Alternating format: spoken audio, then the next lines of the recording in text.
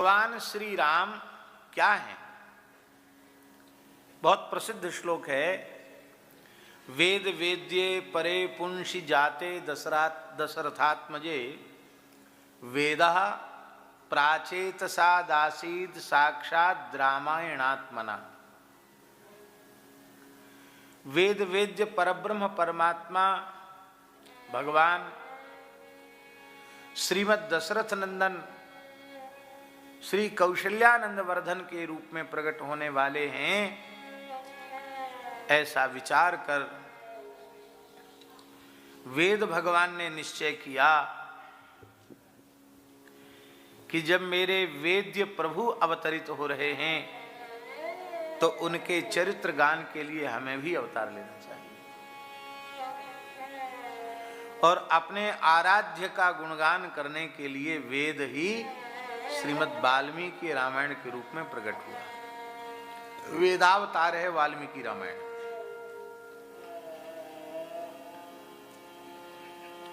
वेद नित्य सिद्ध है, अनाद्य पौरुषेय है, क्योंकि भगवान का सहज श्वास प्रश्वास है।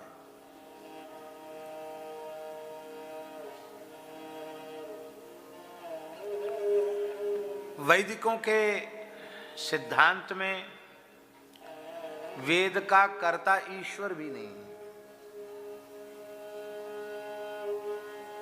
ये भगवान की भी कृति नहीं है वेद, क्योंकि यस्य निश्वसितम वेदाः ब्रह्मांडंच कलेवरम, जिन भगवान का श्वास प्रश्वास वेद है, ब्रह्मांड ही कलेवर है। तो हम अपने श्वास प्रश्वास के सर्जक नहीं हैं,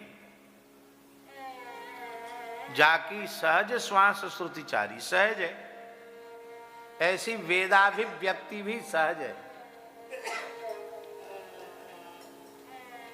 और हमारा श्वास प्रश्वास कब से? जब से हम हैं। कब तक रहेगा? जब तक हमारा अस्तित्व रहेगा। भगवान कब से हैं, कब तक रहेंगे? किसी के पास कोई तिथि तारीख है? सदा सर्वदा से थे, सदा सर्वदा से हैं, सदा सर्वदा रहने वाले हैं। इसलिए भगवान का श्वास प्रश्वास भूत वेद भी सदा सर्वदा से है। इसलिए वेदों का रचना काल भी आधुनिक विचारक विचार करते हैं, हमारी आर्ष विचारधारा वेदों के रचना काल को स्वीकार नहीं करती। रचना है ही नहीं, जब रचना काल का विचार क्यों? गुरुजी नैयायिकों ने तो ईश्वर की कृति माना है, हैं? हाँ, पौरुषेय माने मैंने परमात्मा की कृति माना है। हाँ, तो वो पुरुष विशेष परमात्मा ही तो है। और उसमें उन्होंने कहा भी है कि इसलिए सामान्य पुरुषों की कृतियों में जो दोष होते हैं करना पाटावादी, वो सब उसमें नहीं है, क्योंकि वो परमात्मा की कृति है। पर वैदिकों ने इसे ईश्वर की कृति भी नहीं माना, ये सहज प्रकट है। इसलिए भागवत जी में भी वेदो नारायण साक्षात स्वयंभूरिति सुश्रम। स्वयंभू, स्वयंभू माने इसका कोई कर्ता नहीं, स्वयं ही प्रकट होने वाला।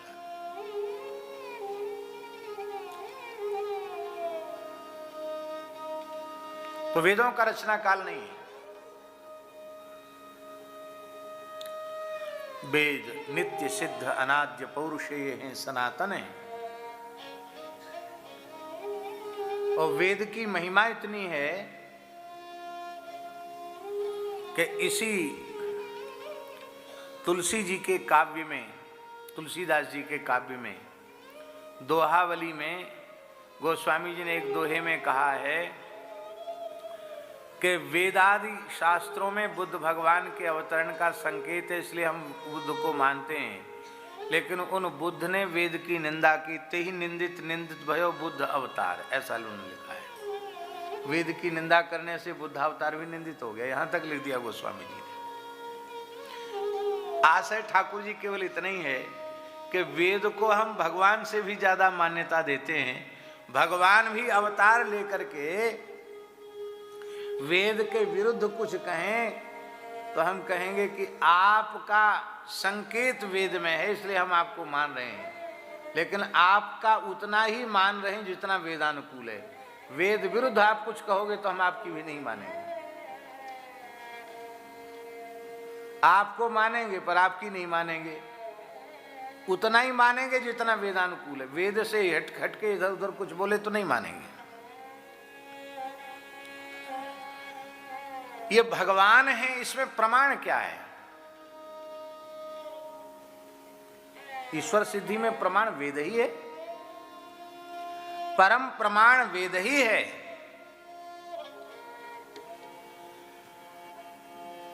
तर्क भी उसके प्रामाण्य के स्वीकार करने की एक विधा है, पद्धति है, लेकिन वह परम प्रमाण नहीं है।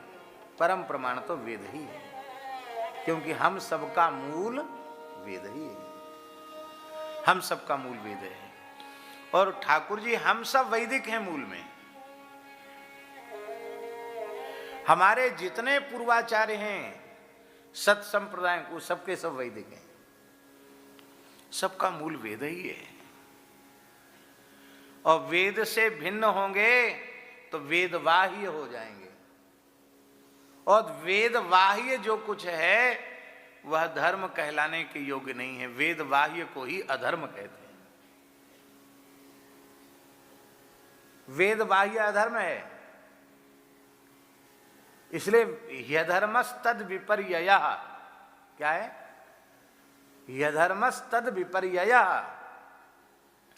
वेद प्रणीतो धर्मः यधर्मस्तद विपर्ययः वेदो नारायण साक्षात स्वयंभूरिति सुश्रुम। छठे स्कंद का श्लोक है अजामिलोपाख्यान का। वेद से बाह्य होते ही वो अधर्म हो गया।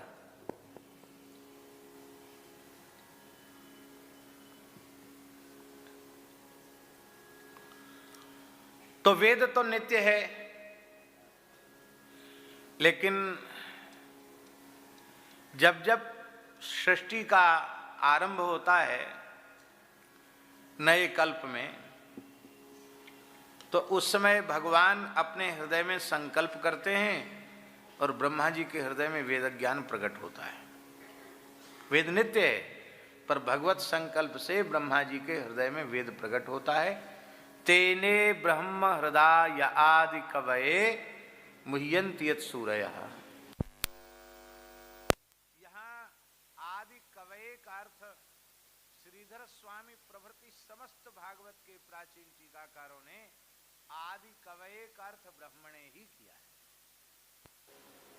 आदि कवि ब्रह्मा जी, ब्रह्मा जी से वेद प्रकट होते हैं ठाकुर जी, इसलिए ब्रह्मा जी को ही वेदावतार वाल्मीकि रामायण के प्राकट्य के लिए ब्रह्मा जी को ही महर्षि वाल्मीकि के रूप में प्रकट होना पड़ता है।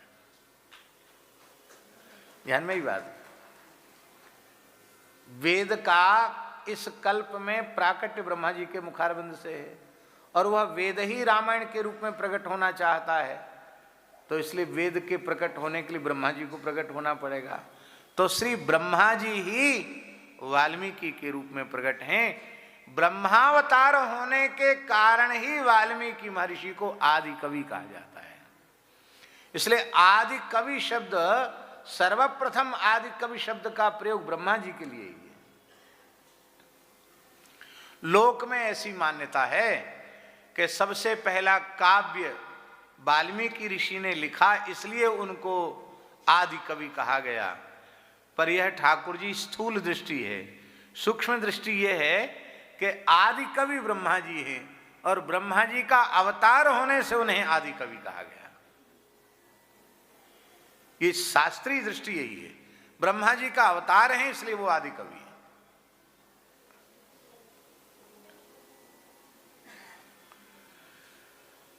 तो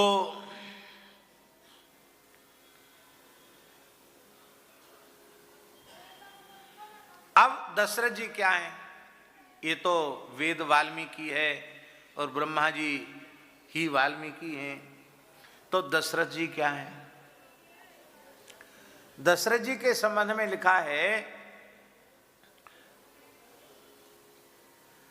एक तो दशरथ जी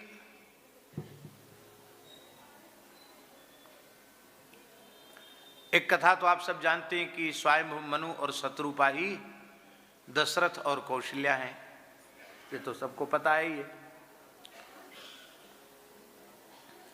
ये भी चर्चा हम कर चुके हैं। दूसरी बात है, एक रूप में वेद ही दशरथ के रूप में प्रकट हुआ है।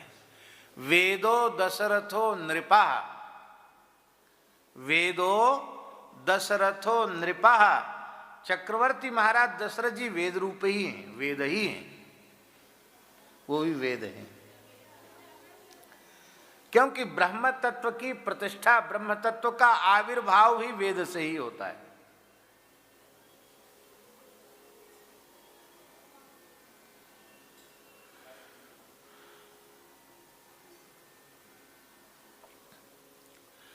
अब ठाकुर जी और एक बारीक बात है, वेदो दशरथो नृपः, और वेद से ही परब्रह्म का प्राकट्य होता है और दशरथ नंदन के रूप में परब्रह्म को प्रकट होना है, इसलिए वेद ही दशरथ के रूप में प्रकट हुआ है। अब दशरथ जी की रानियां कितनी हैं? कितनी हैं? वैसे तो बहुत हैं, गिनती ना है। कोई कहे 300 हैं, कोई कहे 700 हैं, अलग अलग ग्रंथों में अलग अलग प्रमाण हैं, पर प्रधान 3 हैं, इस बात में सब एक मत हैं। श्री कौशल्या,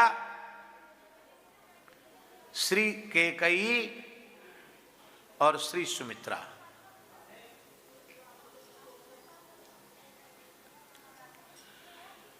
माताओं से निवेदन है कि थोड़ा हल्ला गुल्ला न करें।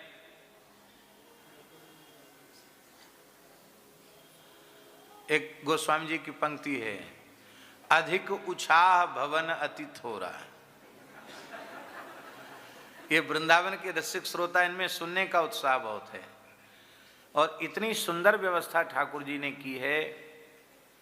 ऊपर भी टीवी वगैरह लगाई गई हैं और माइक की बहुत अच्छी व्यवस्था है। ऊपर भी बैठ के सुन रहे हैं, बाहर भी बैठ के सुन रहे हैं, गली में भी बैठ के सुन रहे हैं, सब सुन रहे हैं, दर्शन भी सबको हो रहा। ये बात हम इसलिए कह रहे हैं कि जो लोग आ रहे हैं वो दूसरों को विक्षेप किए बिना बैठ जाएं तो ज़्यादा अच्छा है। बोले नहीं, आपस में बातचीत नहीं करें। अब वेद की 3 शक्तियां हैं।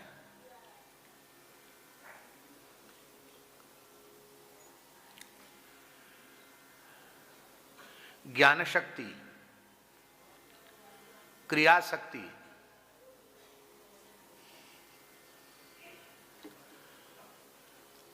और उपासना शक्ति। ये 3 शक्तियां हैं वेद की। तो राम जी किसके गर्भ से प्रकट हो रहे हैं ठाकुर जी? कौशल्या जी के गर्भ से। कौशल्या जी कौन है? ज्ञान शक्तिस्तु कौशल्या। वेद का ज्ञान शक्ति से जब संयोग होता है तो परब्रह्म तत्व श्री राम तत्व प्रकट होता है।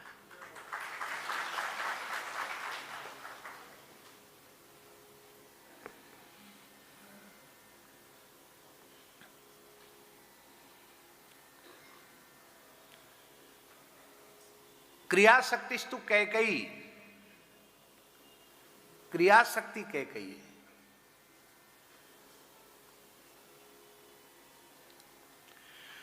पंडित कौन है?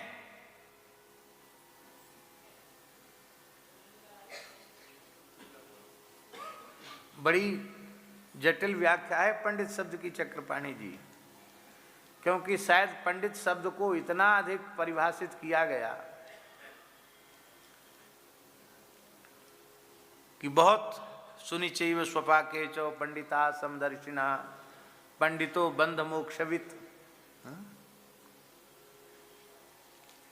और अनेक प्रकार की। परिभाषाएं पंडित शब्द की हैं। और महर्षि पाणिनि ने तो स्वतंत्र सूत्र ही लिख दिया पंडित शब्द की सिद्धि के लिए। तदस्य संजातम तारका दिव्य इतच, ये सूत्र है महर्षि पाणिनि का। तारकादि गण में पठित है और इससे पंडा शब्द से इतच प्रत्यय होकर के पंडित शब्द बनता है। पंडा जिसके उत्पन्न हो जाए वो पंडित है, जिसके पंडा उत्पन्न हो जाए वो पंडित। आप कहेंगे पंडा किसको कहते हैं? पंडा तीर्थ पुरोहितों को तो पंडा कहते ही हैं।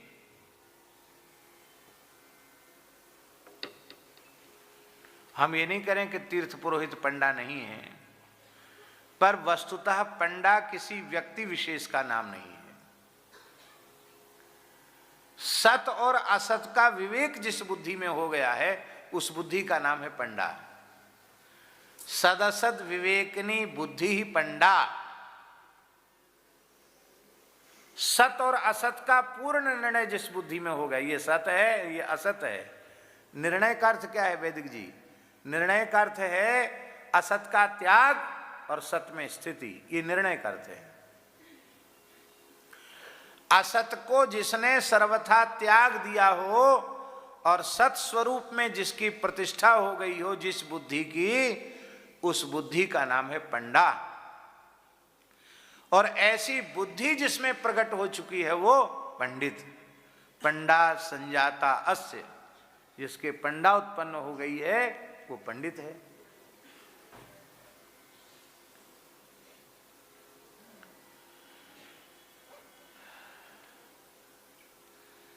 पर यहां जो अर्थ हम करना चाहते हैं ठाकुर जी प्रसंग के अनुरूप, यह क्रियावान स पंडितः, क्या? यह क्रियावान स पंडितः, जो क्रियावान है वो पंडित है।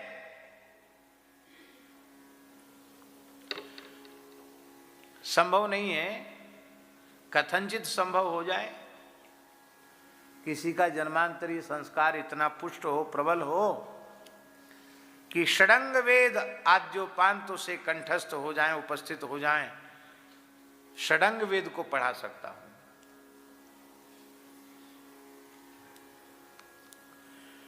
माने वेद के 6 अंगों के सहित वेद का जिसको ज्ञान हो, वेद उपस्थित हो, कम संभव है। जो लोग कहते हैं कि हमको सब कंठस्थ है, उनको भी कितना कंठस्थ है भगवान जाने। क्योंकि अब हमारे सामने आप कहेंगे कि हमको सब कुछ कंठस्थ है तो हम तो मान ही लेंगे कि हमें खुद ही कुछ पता नहीं है।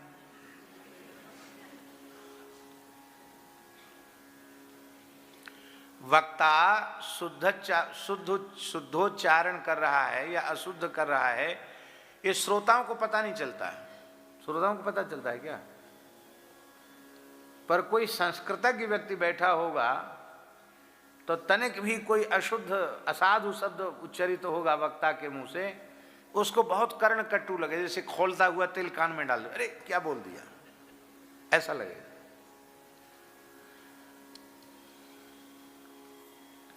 स्वयं संस्कृतज्ञ है और असाधु शब्दोच्चारण हो गया, उसको पता चलेगा कि हमसे प्रमाद हो गया, तो सबके बीच में कह देगा क्षम्यता।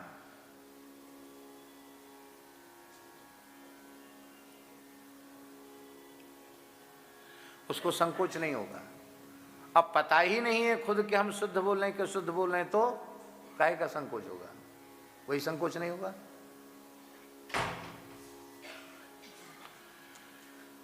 तो सच्ची बात यह है ठाकुर जी कि जो क्रियावान है वो पंडित है। खाली षडंग वेद कंठस्थ हो गया है, अब पढ़ता पढ़ाता है, इतने मात्र से वो पंडित नहीं है। किंतु वैदिक आचार संपन्न है, क्रियावान है तो पंडित है। आप कहेंगे क्रियावान, यह क्रियावान स पंडितः, तो तो क्रिया का अर्थ आपने वैदिक क्रिया क्यों किया? क्योंकि वस्तुतः किम कर्तव्यम किम अकर्तव्यम, इस विषय में प्रमाण क्या है? भगवान श्री कृष्ण गीता का उपदेश अर्जुन को कर रहे हैं, पर कर्तव्य के विषय में स्वयं को प्रमाण नहीं बता रहे हैं। भगवान को कहना चाहिए था अर्जुन से कि कर्तव्य के विषय में मैं प्रमाण हूं, लेकिन अपने को नहीं बोलते।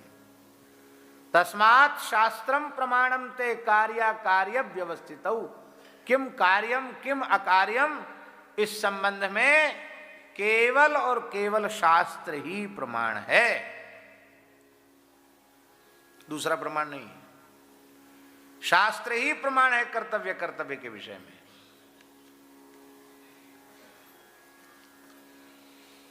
भगवान अपने को प्रमाण बता देंगे ना ठाकुर जी, तो भारी खतरा हो जाएगा। वो खतरा सबके बीच में खोल के नहीं बताना है। क्यों? कुछ ऐसे काम भी हैं कृष्ण लीला में, वो सबके सब प्रमाण हो जाएंगे।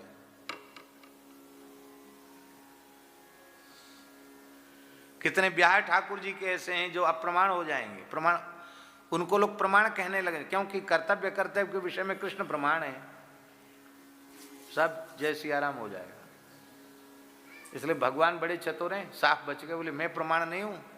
हाँ, हमारा जो उपदेश है उसको प्रमाण मानना, हम जो कर रहे हैं उसको प्रमाण मानना।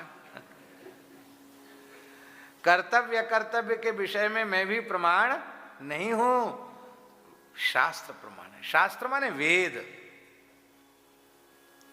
क्या करना है क्या नहीं करना है। इसलिए यह क्रियावान स पंडितः, और वह क्रिया क्या है? वैदिक सदाचार ही क्रिया है। इसलिए आचार प्रभवो धर्मः, आचार प्रथमो धर्मः, यह क्रियावान स पंडितः। इसी को निष्काम कर्म योग भी कहा गया। इसी क्रिया योग का गुरुजी, इसी क्रिया योग का जो परिष्कृत स्वरूप है वह है निष्काम कर्मयोग, जिसको भगवान गीता में निष्काम कर्मयोग कहते हैं।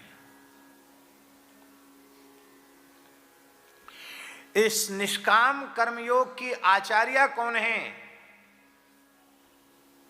इसका प्रतीक कौन है? कैकेयी माता है। इसलिए चित्रकूट में राम जी बोल रहे हैं, भरत अब भूल के ऐसी भूल मत करना, अब माता के बारे में कुछ अटपट मत बोलना।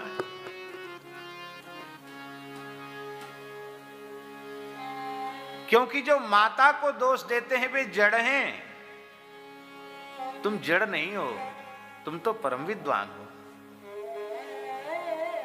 हैं? तुम विवेकी हो। जिन्होंने संतों की सभा का सेवन न किया होगा, साधु सभा नहीं सेई, संत सभा का सेवन नहीं किया होगा, सत्संग नहीं किया होगा, वो कैकेयी को दोष देंगे। यदि तुम दोष दोगे तो तुम जड़ प्रमाणित हो जाओगे, भगवान के कहने का सही है, अविवेकी प्रमाणित हो जाओगे, और ये प्रमाणित हो जाएगा कि तुमने कभी साधुओं की गोष्ठी में बैठकर सत्संग किया ही नहीं।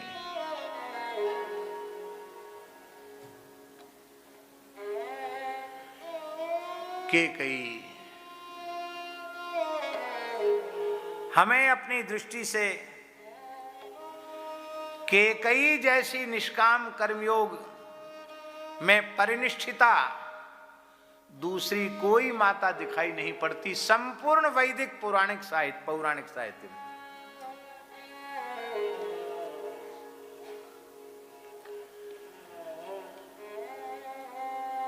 ठाकुर जी, विशुद्ध जो प्रेम योग है वो निष्काम कर्म योग से ही प्रकट होता है। ये बड़ी सूक्ष्म बात है। विशुद्ध प्रेम का प्रादुर्भाव निष्काम कर्म योग से ही है।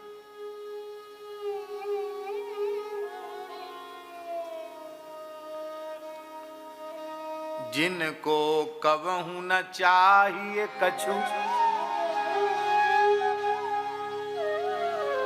उन्हीं का तुम सन सहज सने। जिनको कुछ चाहिए तो जो व्यक्ति वस्तु पदार्थ की अभिप्सा उनके चित्त में है, उनका प्रेम उससे है, उनका प्रेम भगवान से नहीं है। इसलिए जिनको कबहू न चाहिए कछु, उन्हीं का तुम सन सहज सने। बसहु निरंतर तासुर, सोराउर निज गे।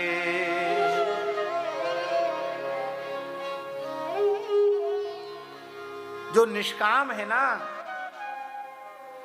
जिनको लोग निष्काम कहते हैं,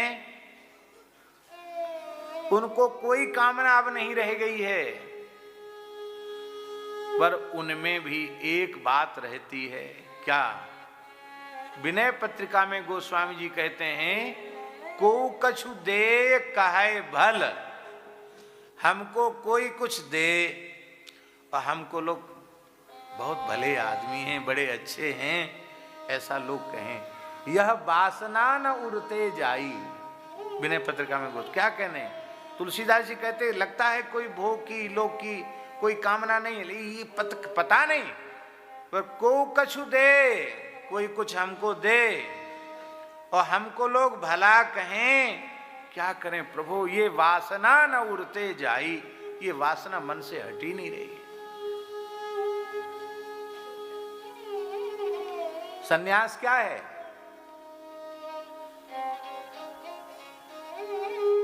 ये हम नहीं बोल रहे हैं, ध्यान से सुने, ये हम नहीं बोल रहे हैं कि शास्त्रीय विधि से सन्यास ग्रहण करने की जो पद्धति है वो सन्यास नहीं है, ये हम बिल्कुल नहीं बोल रहे हैं। लेकिन किसी कर्मकांड विशेष के माध्यम से एक स्वरूप विशेष, परिवेश विशेष, आकृति विशेष को ग्रहण कर लेना, किसी वेशभूषा विशेष को धारण कर लेना, किसी संप्रदाय विशेष में दीक्षित हो जाना, केवल यही सन्यास नहीं है, ये भी है अपनी अपनी परंपराओं के अनुसार सन्यास। पर सन्यास है महाराज जी, एषणात्रय त्यागो सन्यासा। 3 प्रकार की इच्छाओं का सर्वथा त्याग, इसका नाम है सन्यास।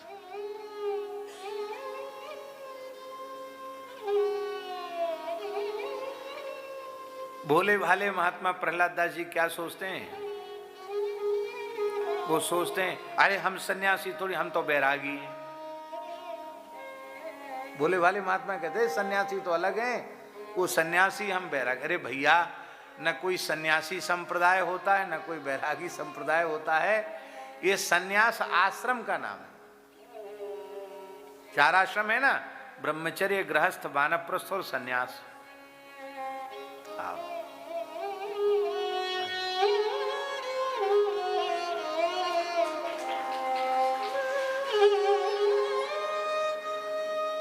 श्री हित अम्बरीश जी पधारे।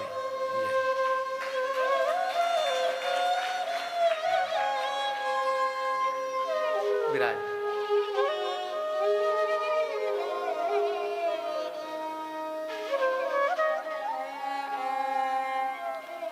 तो त्रिविध ऐषणाओं का त्याग ही सन्यास है। ऐषणात्रय त्यागो सन्यासः। इसलिए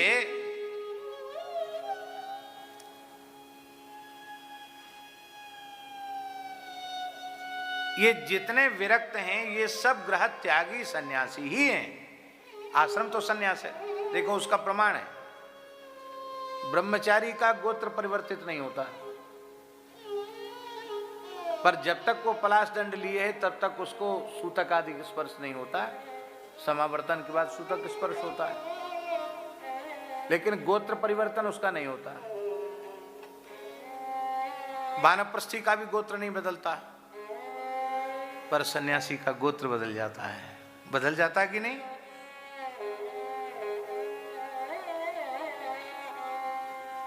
उसके गोत्र का परिवर्तन हो जाता है। इसलिए जातक मृतक आदि सूतकों से वो विमुक्त हो जाता है शास्त्र की दृष्टि से। न जातक सूतक न मृतक सूतक। और शास्त्रों में लिखा है कि व्यक्ति को एक दिन भी अनाश्रमी नहीं रहना चाहिए। एक दिन भी अनाश्रमी नहीं रहना चाहिए। एक दिन माने 4 आश्रमों में से किसी एक आश्रम में प्रतिष्ठित रहे, या ब्रह्मचारी रहे, या गृहस्थ रहे, या वानप्रस्थी रहे, या सन्यासी रहे। पितामह भीष्म अनाश्रमी थे।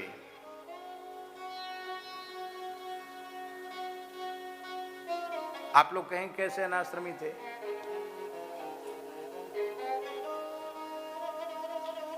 ब्रह्मचर्य आश्रम पूर्ण करके समावर्तन पूर्व गृहस्थ में है, न ब्रह्मचारी आश्रम में है, इसलिए उन्हें अनाश्रमी माना गया। और अनाश्रमी के लिए शास्त्रों में लिखा है कि उस अनाश्रमी को के कल्याण में बाधा रहती है, पर वो विशेष भगवान के भक्त हैं। 12 महाभागवत में एक महाभागवत हैं, तो शास्त्र मर्यादा की भी रक्षा होनी चाहिए। तो बोले कोई बात नहीं, इनको एक व्यवस्था बना देते हैं कि संसार में कोई भी श्राद्ध तर्पण करेगा, वो सब अनाश्रमी होने पर भी उनको सब जल देंगे, पिंड देंगे भीष्म जी के लिए हैं। वैयाघ्र पद गोत्राय सांकृत्य प्रवराय च अपुत्राय ददाम मेतत् जलम भीष्माय वर्मणे। सभी लोग भीष्म जी को जलांजलि देते हैं। अनाश्रमी नहीं रहना चाहिए। वर्तमान समय में तो ठाकुर जी सब अनाश्रमी हैं प्राय। कैसे? यज्ञोपवीत संस्कार के बाद तुरंत समावर्तन हो जाता है, तो समावर्तन के बाद विवाह होना चाहिए। नहीं हुआ विवाह तो क्या हुए? अनाश्रमी हो गए। जब तक ब्याह नहीं हुआ तब तक अनाश्रमी हो गए। ब्रह्मचारी रहे नहीं, गृहस्थ हुए नहीं, तो जितना समय बीता वो अनाश्रमी में बीता। आओ शास्त्री जी विराज।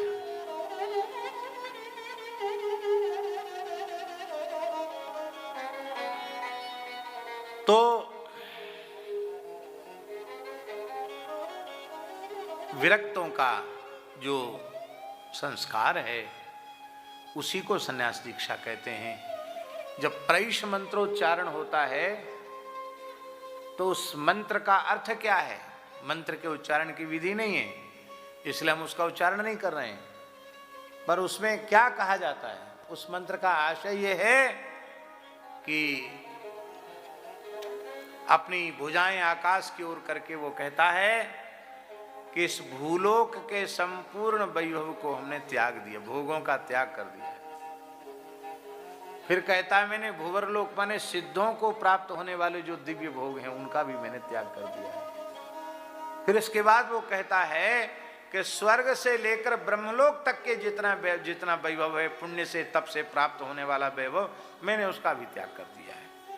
यह जब हृदय से स्वीकार कर लेता है, धरती आकाश और दिशाओं के अभिमानी देवताओं को, सूर्य चंद्र को साक्षी करके प्रतिज्ञा कर लेता है, प्रैष मंत्रोच्चारण कर देता है, तो उसका संन्यास हो जाता है। शास्त्रीय विधि यही है। अब भले ही लोग न समझते हो कि चलो भैया लंगोटी दे दो, चला दे दो, भद्र हो चाहे मत हो, वो एक ठीक है, विकृत स्वरूप समझो उसको, बाकी शास्त्रीय विधि यही है।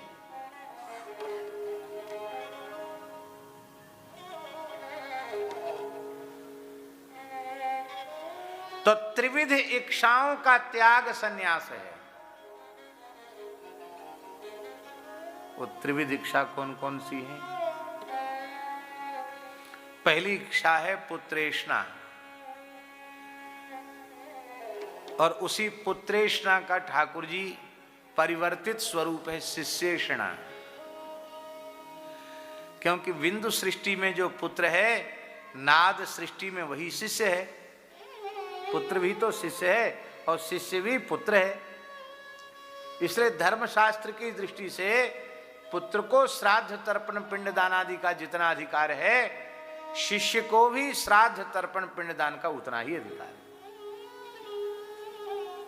क्योंकि नाद सृष्टि में भी वो पुत्र है, शिष्य भी पुत्र ही है। तो गृहस्थ को तो पुत्रेष्णा रहती है, बेटा है जाए, और जो घर द्वार छोड़ दिए उनको बढ़िया चेला मिल जाए, योग्य उत्तराधिकारी मिल जाए, ये सबको चिंता होती है। हाँ, ये बात जरूर है, कोई बताए चाहे मत बताए, चिंता तो सबको होती है। हाँ, क्योंकि इतना श्रम करके भगवान की सेवा, गौओं की, संतों की सेवा, उत्सव महोत्सव जो महापुरुष स्थापित किए हैं, उनको क्या ये चिंता नहीं रहती होगी कि भाई ये हमेशा चलता रहे? तो क्या होती है, वो हमेशा कैसे चलेगा? अयोग्य के आने से चलेगा कि योग्य के आने से चलेगा? योग्य के आने से चलेगा। तो योग्य उत्तराधिकारी की, शिष्य की इच्छा विरक्तों के मन में भी हो जाती है। तो पुत्रेष्णा तो भेष बदल के शिष्येष्णा के रूप में आ जाती है। और वित्तेष्णा, ठाकुर जी, दूसरी है वित्तेष्णा, धन प्राप्ति की इच्छा। ये वित्तेष्णा भी कितनी प्रबल है। जो छोटे बच्चे अभी बोलना नहीं जानते, खाली रोते और हंसते हैं, वो भी रुपया पकड़ लेते तो छोड़ते नहीं। हाँ, हमने देखा बहुत छोटे बच्चे ऐसे पैसा पकड़ लेंगे, छोड़ेंगे नहीं, फट जाए भले ही चाहे नोट। उनको तो पता ही नहीं कि कितने नंबर का नोट है, छोटा है कि बड़ा है।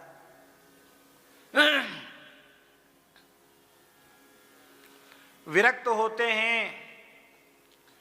कई बार वे नियम ले लेते हैं कि हम द्रव्य का स्पर्श नहीं करेंगे, नहीं करते हैं, काम चल जाता है, कोई बात नहीं। पर वो वित्तेष्णा परमार्थ का स्वरूप धारण करके उपस्थित। कैसे पंडित जी, कैसे रो रहे हो? भूख लग रही है? कैसे रो रहे हैं?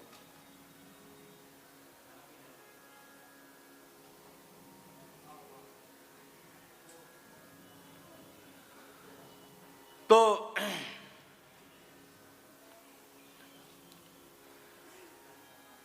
वित्तेष्णा, धन की जरूरत नहीं है, क्यों? हमारा कोई संसार नहीं है। चलो ठीक है, मान लिया बात।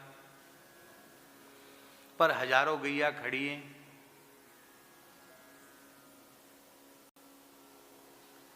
और बहुत सी परमार्थ की चीजें हैं, सेवा की चीजें हैं, तो उनके लिए उस द्रव्य की भी आवश्यकता है कि नहीं? व्यवहार को सर्वथा नकारा जा सकता है क्या? नकारा तो नहीं जा सकता। तो वह जो वित्तेष्णा थी, वो परोपकार का, परमार्थ का चादर उड़ के आ गई। जैसे पुत्रेष्णा शिष्येष्णा का रूप धारण करके आ गई, ऐसी वित्तेष्णा पारमार्थिक लवादा उड़ के आ गई। कथंचित कोई परम विवेकी, परम वैराग्यवान पुत्रेष्णा, शिष्येष्णा, वित्तेष्णा और परमार्थ की कामना से भी शून्य हो जाए, हमें कोई परमार्थ नहीं करना, हमें केवल भजन करना है, तो भी एक इच्छा इतनी प्रबल है, उसका नाम है लोकेष्णा। संसार में हमारी प्रतिष्ठा हो, हमारा यश हो, हमारा नाम हो, हमारी कीर्ति हो, हमारी जय जयकार हो, ये इच्छा बड़े से बड़े तपस्वी, बड़े से बड़े साधक, बड़े से बड़े सिद्ध, बड़े से बड़े योगी, उनके चित्त में भी कहीं न कहीं घुसी रहती है।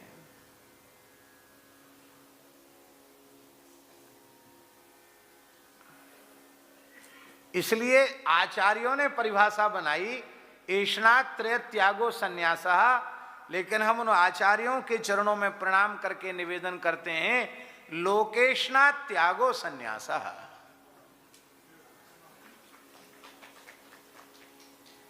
लोकेशना का त्याग ही संन्यास है।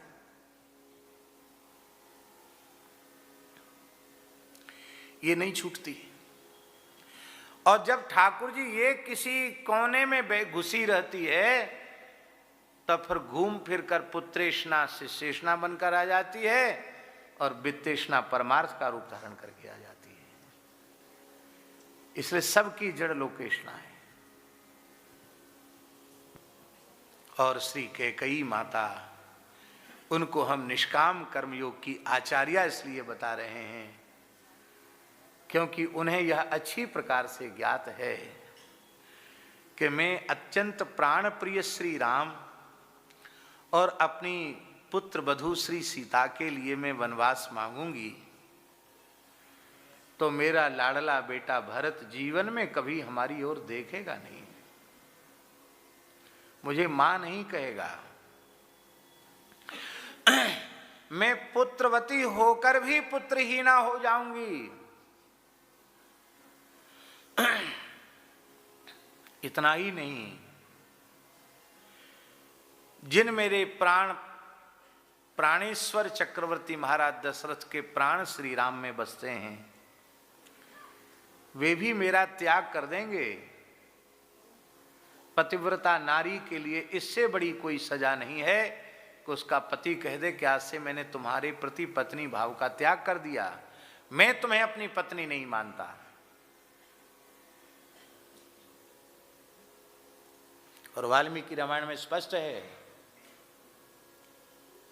दशरथ जी कहते हैं कैकेयी, मूर्छित होकर दशरथ जी गिर गए हैं, कैकेयी उठाना चाहती है तो चीख पड़ते हैं दशरथ जी, स्पर्श मत कर, क्योंकि तेरा और तेरे पुत्र का मैंने त्याग कर दिया है।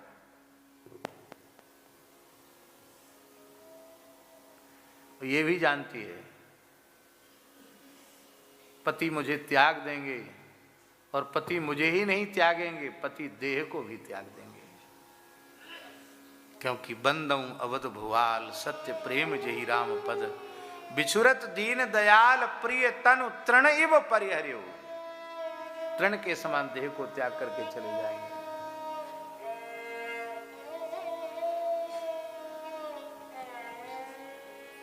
धन भी मुझे मिलेगा नहीं, क्योंकि सिंहासन पर बैठने की बात तो बहुत दूर रही, भरत सिंहासन की ओर कनखी से भी नहीं देखेंगे, ऐसी टेढ़ी नजर करके भी नहीं देखेंगे अयोध्या का सिंहासन क्या है। वो कुछ लेंगे नहीं, वो संपूर्ण भोगों का त्याग करके ऐसे कठोर तप का आदर्श उपस्थापित करेंगे जिसको देखकर बड़े बड़े योगींद्र महामुनिंद्र बड़े बड़े तपस्वी भी लज्जित हो जाएंगे। भरत जी का जैसा तप है वैसा तप बड़े बड़े ऋषि महर्षियों के लिए भी संभव नहीं है।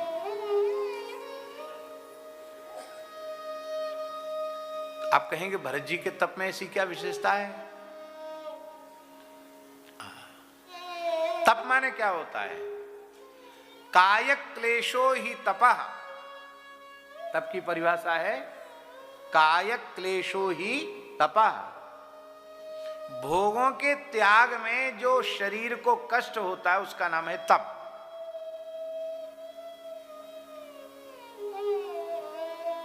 तो भोगों का त्याग कर देते हैं, ये चीज खाना छोड़ दिया, अगर पंचाग्नि में बैठे हैं, खुले आकाश के नीचे बैठे हैं, ये सब तपस्या के ही प्रकार हैं। फल खा के रह रहे हैं, पत्ता खा के रह रहे हैं, हवा पी के रह रहे हैं, ये सब तपस्या के प्रकार हैं।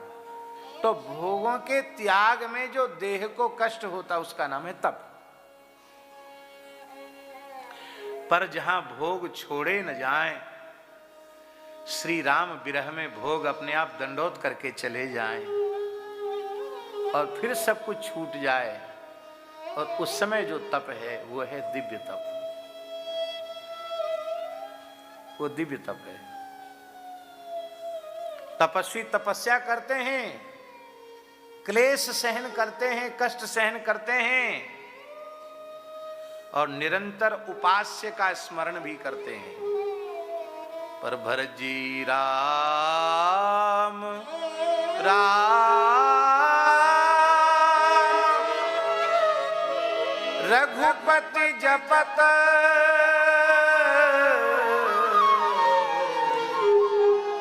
स्रवत नयन जल जा। एक एक नाम के साथ उनके नेत्रों से प्रेमाश्रु प्रवाह झरता।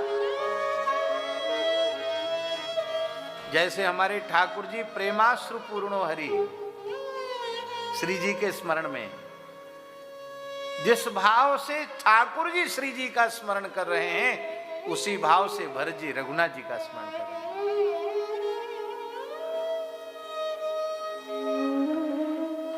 श्री राधा रमण लाल की। आओ हुसैन जी विराज।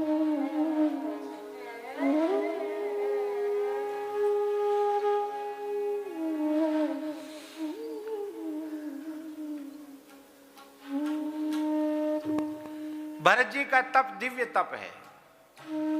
तो हम स्मरण कर रहे थे भगवान कि हाथ में कुछ लगेगा नहीं, ये कैकेयी अच्छी प्रकार से जानती है। और लोकेश ना, हमारी इस कार्य से कोई मान बढ़ाई, पद प्रतिष्ठा होगी, हमारी यश कीर्ति होगी, ये तो स्वप्न में भी संभावना नहीं थी। क्या कैकेयी माता ये नहीं जानती थी? आज भी कोई व्यक्ति अपनी बेटी का नाम कैकेयी नहीं रखता। हमारे महाराज जी तो कभी कभी विनोद भी करते थे, भक्तमाली जी। एक पंडित जी आए, बोले महाराज कोई कैकेयी नाम क्यों नहीं रखता? तो महाराज जी बोले तुम्हारा विवाह हुआ कि नहीं? बोले हाँ हो गया। बोले तुम अपनी बेटी का रख देना। तो हंसने लगे। महाराज बोले भाई हमसे क्यों, हम तो बाबा जी लोग हैं, हमारे तो कोई बेटा बेटी होने नहीं, तो हम तो धर देते नाम, कोई बात नहीं थी। अब तुम्हारे ब्याह हो गया, तुम धर देना नाम। तो हंसने लगे। कहने का आशय ये है कि आज भी कौशल्या देवी बहुत मिल जाएंगी, सुमित्रा देवी भी मिल जाएंगी, कैकेयी देवी नहीं मिलेंगी। लोक गर्हिता हो जाऊंगी मैं, इस सब को जानते हुए भी केवल श्री राघव की प्रसन्नता के लिए भरत जी ने भी कहा और करके भी दिखाया, जेहि विधि पुरु प्रसन्न मन होई, करुणा सागर कीजिए सोई। लेकिन कैकेयी ने कहा नहीं, भगवान की प्रसन्नता जिसमें थी उसको स्वीकार कर लिया। भरत जी ने कहा भी और किया भी, पर वो ऐसी छिपी हुई साधिका हैं जिन्होंने कहा एक शब्द भी नहीं और सब कुछ स्वीकार कर लिया। इसलिए भगवान कैकेयी माता का बहुत आदर करते हैं। अब भरत, आज के बाद ये अपराध नहीं होना चाहिए। आज के बाद ऐसा मत करना।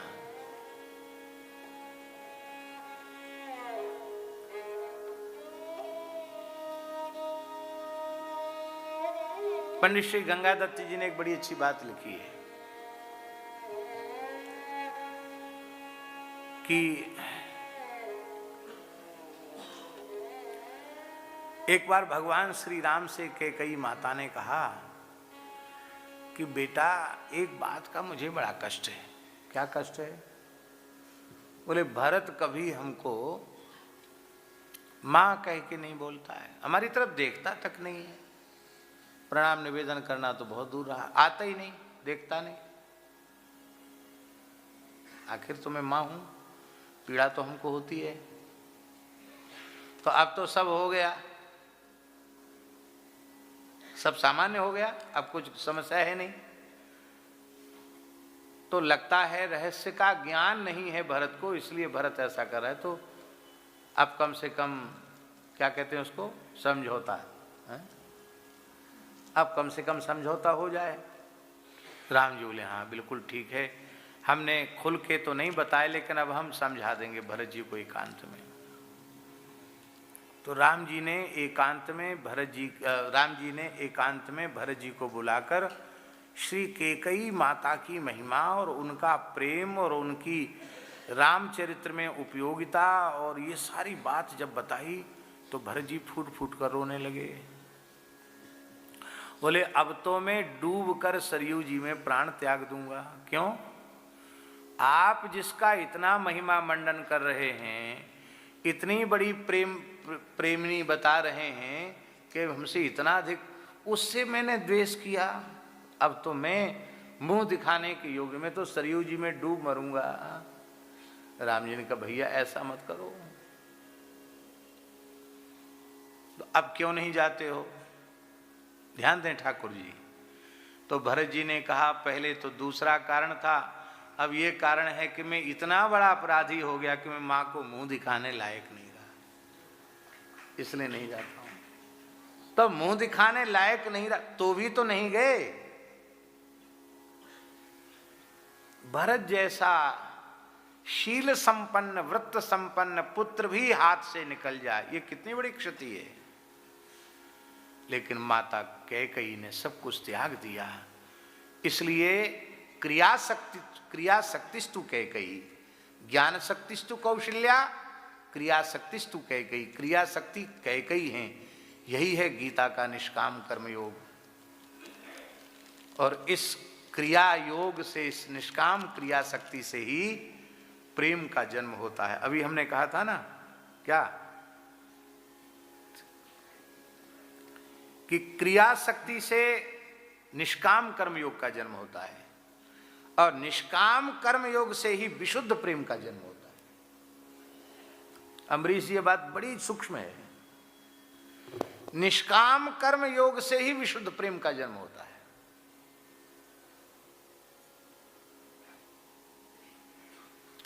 ठाकुर जी, ये निष्काम कर्म योग क्या है? भागवत जी का निष्काम कर्म योग क्या है? इंद्रेश जी सुनाएंगे या दोहने वहन ने सुनाइए।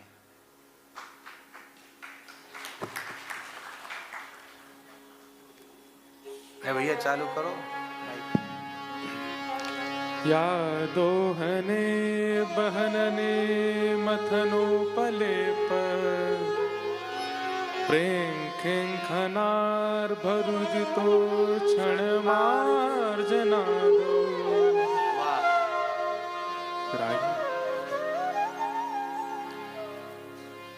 धन्या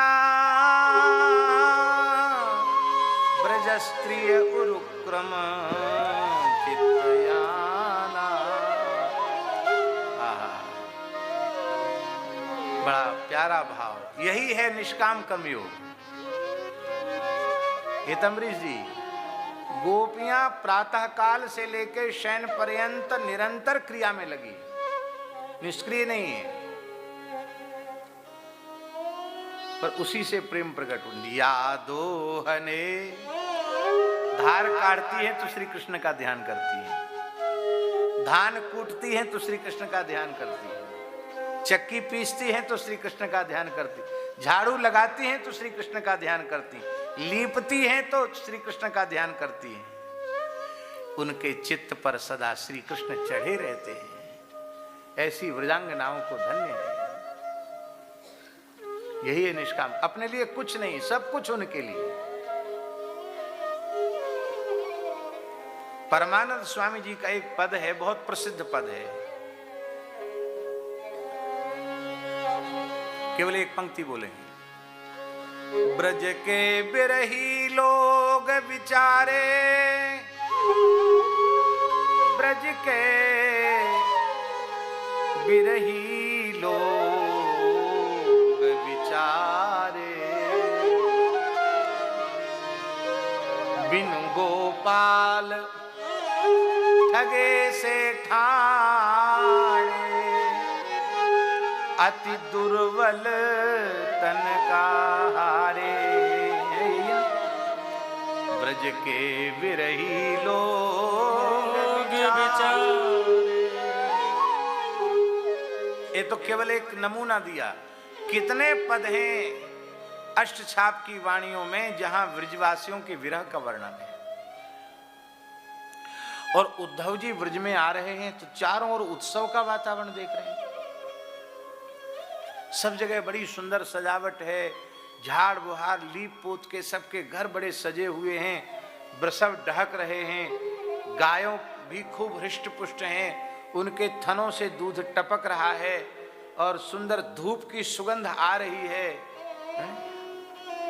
और धार कढ़ने के शब्द से लगता दिशाओं का अमंगल दूर हो रहा है, दधि मंथन के शब्द से दिशाओं का मंगल दूर हो रहा है। गोपियां भी खूब सजी धजी। आप कहेंगे जो लिखा है विरह उससे तो बिल्कुल गलत है, अलग है। आप उस प्रकरण को उठा के देखिए भागवत जी के, इसके मूल में क्या है? इसके मूल में यही है कि प्रतिपल श्री कृष्ण के आगमन की प्रतीक्षा है। श्री कृष्ण आवेंगे, कहेंगे हमारो घर इतनो सुनो सो कैसे प्रयोग भयो है भैया, आज बंधनवार क्यों नहीं है, आज कदली स्तंभ क्यों नहीं है, हमारी गैया कमजोर कैसे है गई, हमारो बछड़ा कमजोर कैसे है गयो। तो मेरे प्रियतम प्रसन्न हो, बस इसी अभिलाषा में सब कुछ हो रहा है। गायें भी इसलिए चल रही हैं श्री कृष्ण हमको देख करके रोने न लग जाए। यही है विशुद्ध प्रेम, जहां स्वसुख की सूक्ष्माति सूक्ष्म गंध भी न हो। देखो बड़ी बहुत सूक्ष्म बात है, सखी सहचरियों का जो सुख है वो सुख केवल श्रृंगार रस मधुर रस नहीं है।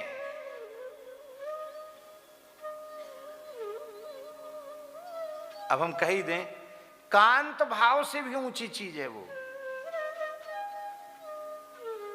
जो श्री कृष्ण को अपना पति मान रही है, उनसे भी ऊंची चीज है वो।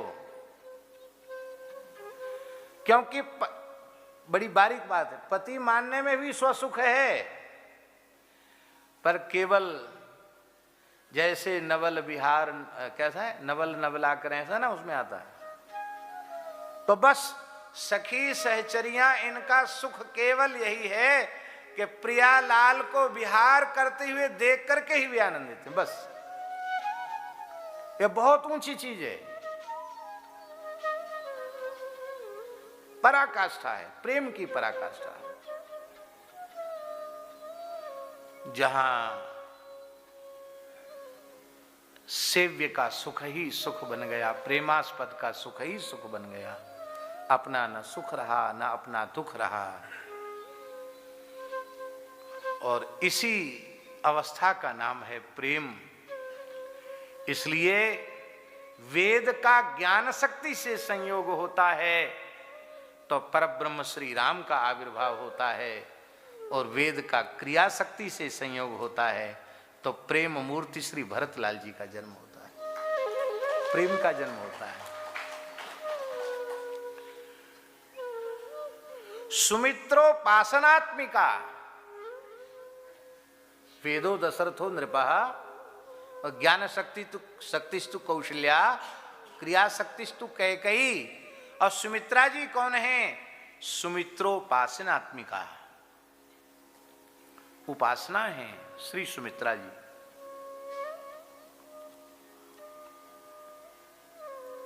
ये उपासना है। उपासना शब्द का अर्थ क्या होता है? सरलार्थ, उपवेशनार्थक धातु है ना, उपमाने समीप। हाँ, समीप में बैठने का नाम है उपासना। आराध्य की अतिशय निकटता की अनुभूति का नाम है उपासना। इसलिए उपासना दूर रहकर नहीं, अत्यंत निकट होकर ही उपासना संभव। हम अपने प्रेमास्पद की अतिशय निकटता का अनुभव करें, ये उपासना है। और उपासना ठाकुर जी दो ही हैं, तीसरी उपासना नहीं है। और काऊ के लिए होए तो होए, हम वृंदावन के जो लोग हैं, हम लोगों के लिए तो दूसरी उपासना नहीं है। कौन सी उपासना है? सब संतन मिली निर्णय कियो, मथि श्रुति पुराण इतिहास, भजिवे को दोई सुघर कै हरिदास। भजिवे को दो सुघर कै हरिदास।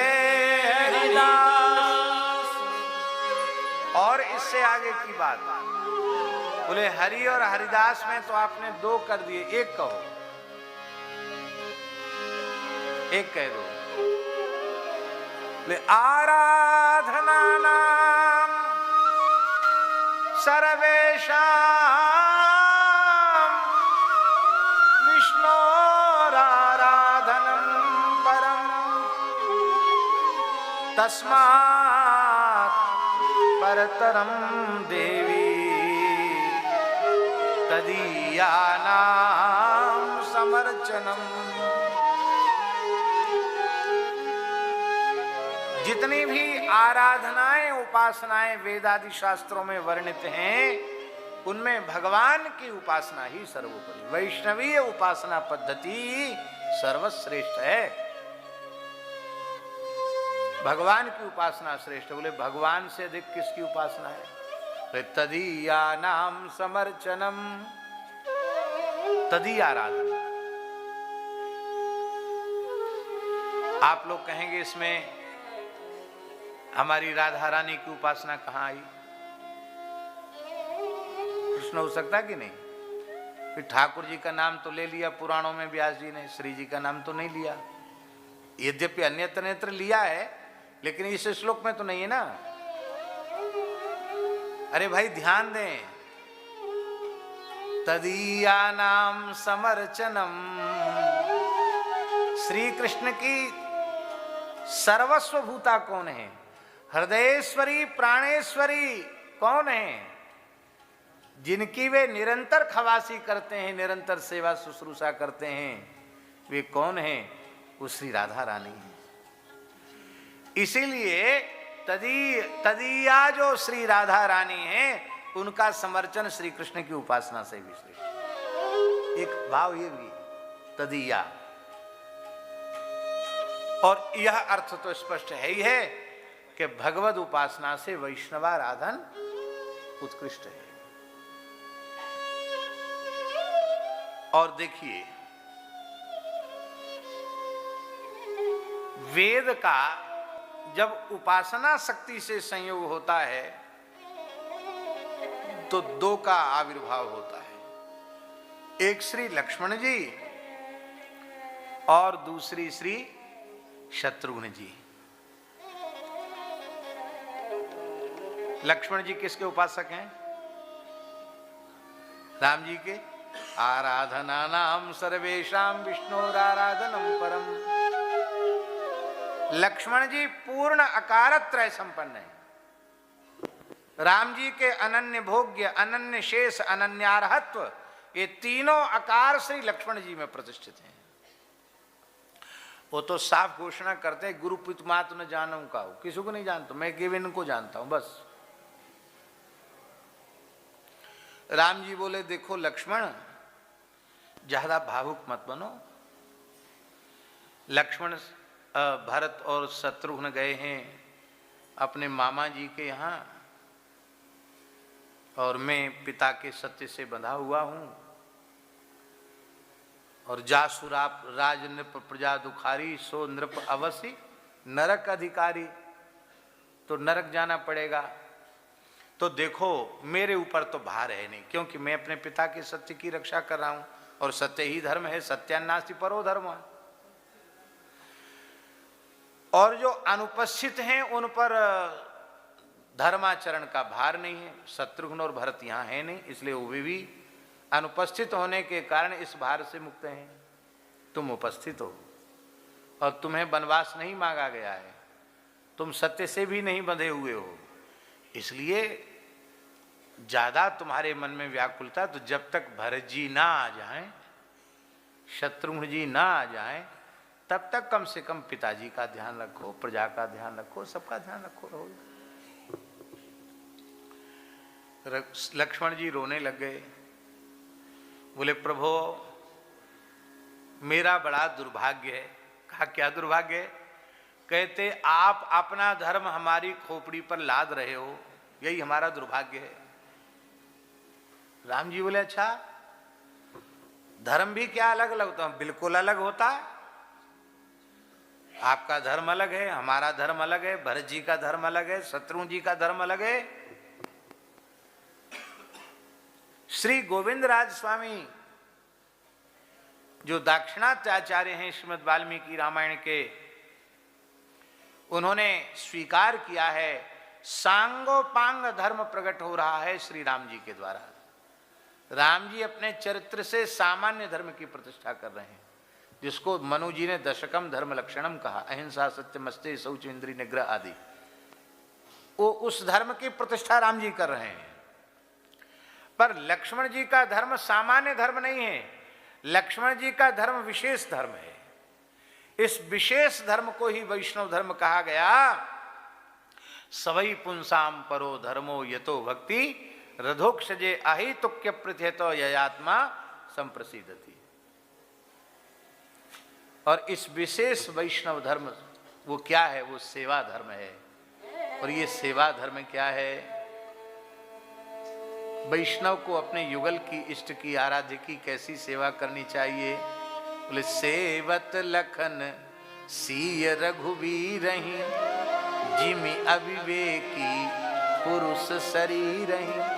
जैसे अविवेकी पुरुष शरीर की सेवा करता है, ऐसे परम विवेकी श्री सीताराम जी की सेवा करते हैं लक्ष्मण जी महाराज। परम विवेकी लक्ष्मण जी सीताराम जी की सेवा करते हैं, सीता जी की भी सेवा करते हैं, राम जी की भी सेवा करते हैं, युगल सरकार की सेवा करते हैं।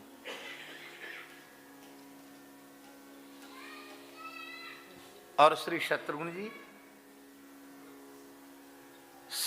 जी तदीया नाम समर्चनम, तदीयाराधन करते हैं। इसलिए लक्ष्मण जी का धर्म सामान्य विशेष है, पर विशेष जी का, भरत जी का धर्म उससे भी श्रेष्ठ है। वो विशेष तर है। तर इसलिए है क्योंकि लक्ष्मण जी के धर्म में यत्किंचित आग्रह है कि आप कितना मना करो, हम आपका साथ नहीं छोड़ेंगे, हम आपकी काया के छाया बन करके रहेंगे। एक बहुत अच्छी बात है, मन में आ गई तो कह देते हैं। वाल्मीकि महर्षि लक्ष्मण जी को क्या मानते हैं? वाल्मीकि महर्षि लक्ष्मण जी को मानते हैं कि रामस्य दक्षिणो बाहु, वाल्मीकि राम जी की दाहिनी भुजा है लक्ष्मण जी। और क्या है? बोले बहि प्राण इवापरः। राम जी की दाहिनी भुजा लक्ष्मण जी हैं और राम जी की प्राण वायु, श्वास प्रश्वास लक्ष्मण जी हैं। तो लक्ष्मण जी बोले हमारे बिना आपका काम नहीं चलेगा। क्यों? ना हम रहेंगे तो जब लक्ष्मण जी नहीं जा रहे, कोई बात न जाएं, हम भी रहेंगे साथ में। और शत्रुघ्न जी भी कर सकते हैं कि लक्ष्मण जी जा रहे हैं, वो हमारे बड़े भैया हैं, सगे भैया हैं, वो जा रहे हैं तो हम क्यों जाएंगे भरत जी के साथ? हम भी इनके साथ ही रहेंगे। आप हमको मना नहीं कर सकते। ऐसा घरों में होता कि नहीं? बोलो, परिवारों में ऐसा होता कि नहीं? अरे भाई वो क्यों जाएगा, वो जा रहा हो तो हम भी जाएंगे, हम जाएंगे, हमका भैया ना है, हमका सौत के बेटा है, हम जाएंगे, क्यों जाएंगे? परिवारों में ऐसा होता है, होड़ लगती है भाई बहनों में। पर धन्य है श्री भरत जी कहते हैं कि प्रभु जेहि विधि प्रभु प्रसन्न मन होई, करुणा सागर कीजिए सोई। बस एक बात है कि मैं तब तक अवधि पर्यंत आपकी प्रतीक्षा करूंगा, और यदि अवधि से एक दिन भी अधिक हो गया तो आप तो अयोध्या आएंगे, लेकिन आपको भरत नहीं मिलेगा। इसलिए राम जी व्याकुल हैं भरत से मिलने के लिए।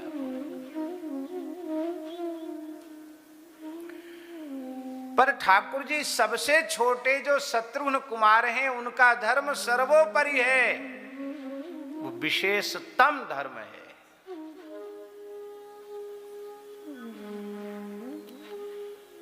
इसलिए पांडव गीता में भगवान का एक वचन है, भगवान कहते हैं ये में भक्त जनाः पार्थ न में भक्ताश्च ते जनाः। ठाकुर जी कह रहे हैं ये में भक्त जनाः पार्थ, हे पार्थ अर्जुन, जो मेरे भक्त हैं वस्तुतः वे मेरे भक्त नहीं, अर्थात वे भले ही भक्त अपने को माने, मैं नहीं मानता। तो पक्की मान्यता कब होगी?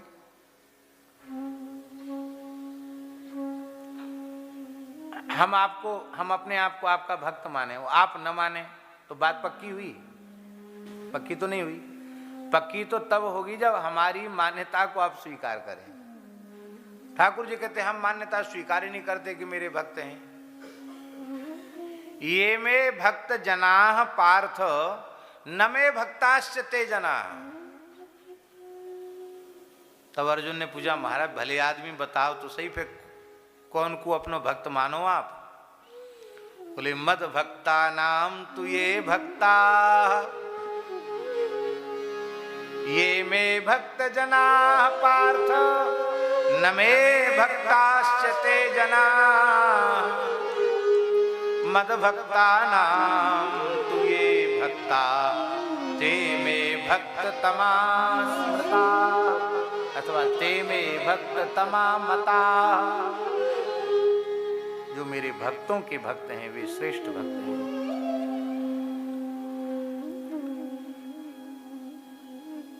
ठाकुर जी हम लोगों ने पूज्य आचार्य श्री कृपा शंकर जी का दर्शन किया।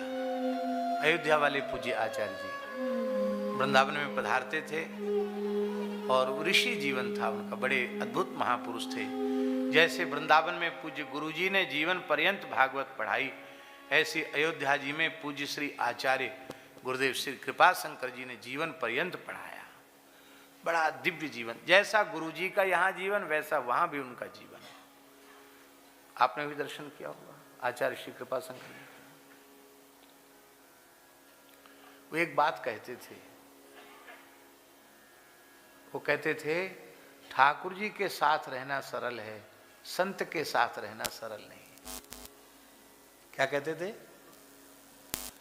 राम कृष्ण के साथ रह जाना सरल है, पर राम कृष्ण के जो जन हैं उनके साथ रहना सरल नहीं। तो हमने कहा महाराज जी आप देख रहे? तो बोले हाँ, हमने सोचा आज कहीं कुछ नहीं मिला हुआ इसलिए लोटा ले जा रहा, ले जाने दे। और उसी दिन टिकट था जाने का, रेल से दमोह जाने का टिकट था। तो जैसे ही दमोह पहुंचे, दादाजी के यहाँ पहुंचे, तो महाराज जी ने हमको 200 रुपया दिया। बोले तुम चले जाओ पंडित जी, बाजार से एक पीतल का लोटा ले आओ जिसमें कम से कम 3 साढ़े 3 सेर पानी आ जाए, इतना बड़ा जल पात्र ले आओ, बड़ा लोटा ले आना। ठीक है। अब हम कोई वहाँ दमोह में रहे थोड़ी जो हम पता चाहे कि कहाँ कैसे, और अब तो शायद 200 रुपये में आएगा भी नहीं इतना बड़ा लोटा, अब तो ज़्यादा का आएगा। तो हम 200 रुपया लेकर के जैसे ही थोड़े आगे गली से आगे निकले तो एक व्यक्ति हमको साइकिल वाले मिले। तो हमने उनसे पूछा कि भैया यहाँ बर्तन की दुकान कहाँ है? उन्होंने कहा आपको क्या काम है? तो हमने कहा हम अपने गुरु जी के लिए एक लोटा, भक्तमाली जी के लिए। हाँ। बोले हम ले आते हैं, आप क्यों परेशान होते हैं? अभी लेके आता हूँ। हम तो साइकिल से तुरंत लेके आते हैं। तो हमने कहा पैसा ले लो। कहा नहीं नहीं पैसे बाद में देख लेंगे, अभी तो हम लाते हैं। वो गए साइकिल से, बढ़िया इतना बड़ा लोटा ले आए। हम पैसा देने लगे तो उन्होंने पैसा लिया नहीं। भाई गृहस्थ तो सब चाहते हैं संत की सेवा हमको मिले, उन्होंने पैसा लिया नहीं। हम आए महाराज जी के पास और लोटा भी रख दिया उनके चरणों में और 200 रुपया भी रख दिया। बोले वाह बहुत उदार दुकानदार मिल गया, पैसा भी नहीं लिया, लोटा भी दे दिया, वाह बहुत अच्छा। हमने कहा नहीं महाराज जी हम तो दुकान पे गए नहीं। फिर किसने दिया? तो सारी बात बताई। इतना सुनते ही महाराज जी कुछ उदास हो गए और बोले पंडित जी तुम हमारे साथ रहने लायक नहीं। क्या कहा? तुम हमारे साथ रहने लायक नहीं हो। हम पढ़ते थे बनारस में, और जब हमने वाराणसी त्याग किया था और हम इस मार्ग में आए, तो उसी समय हमने निश्चय किया था अत्यंत आवश्यकता होने पर भी किसी भी वस्तु की किसी से याचना नहीं करेंगे। तो अब तक हमारा व्यवहार अयाचित वृत्ति से हो रहा था, पर तुमने हमारा धर्म नष्ट कर दिया।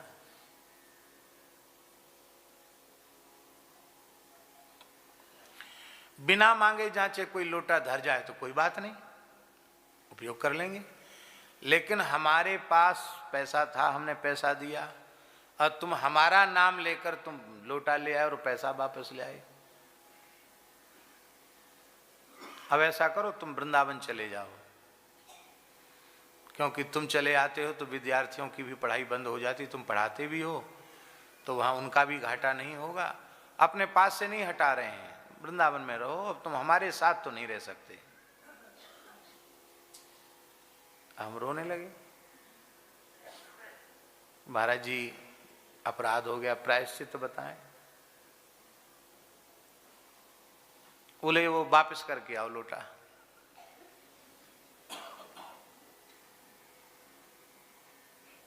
ठीक है, लोटा लेके हम फिर गए बाहर, गली के बाहर।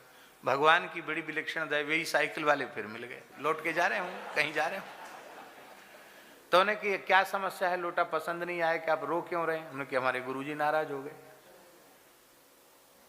तो हंसने लगे, बोले महाराज जी 200 रुपये का ही लोटा आया, लाओ रुपया ले लिया। उनको हमने रुपया दे दिया, फिर महाराज जी ने लोटा व्यवहार में लिया। ये बात सामान्य सी बात है, लेकिन इस सामान्य सी बात में कितना बड़ा संदेश छिपा हुआ है। कब हूं कहो यह रही निरहूंगो, श्री रघुनाथ कृपालु कृपाते संत स्वभाव गहूंगो। काहूसों कछु न चाहूंगो। ये हो पाता जीवन में क्या? हम लोगों के जीवन में काहूसों कछु न चाहूंगो, ये है काहूसों कछु न चाहूंगो, ये है खरी साधुता। और सारा जीवन ऐसा ही व्यतीत कर दिया। उनको कपड़े मिलते थे तो कपड़ों पर भी नाम होता था कि बनवारी शरण जी बिना किनारी की सफ़ेद धोती पहनते हैं, सफ़ेद कपड़ा आ गया बनवारी शरण जी के लिए। और ये कोई मटका का कपड़ा आ गया, बोले ये वो बनाना वाले महंत जी के लिए, वो महंत है ना, बढ़िया कपड़ा पहनते हैं। और अपने उसी वस्त्र को, फटे हुए वस्त्र को स्वयं सुई धागे से सिल लेते थे। अम्बरीश जी अब क्या बताएं आपको, जब भगवत धाम प्रयाण किया है, निकुंज गमन किया है, पूरी धरती पर कहीं 1 इंच भूमि महाराज जी के नाम की नहीं, संग्रह के नाम पर 1 फूटी कौड़ी नहीं, और कपड़े के नाम पर 1 कपड़ा नहीं।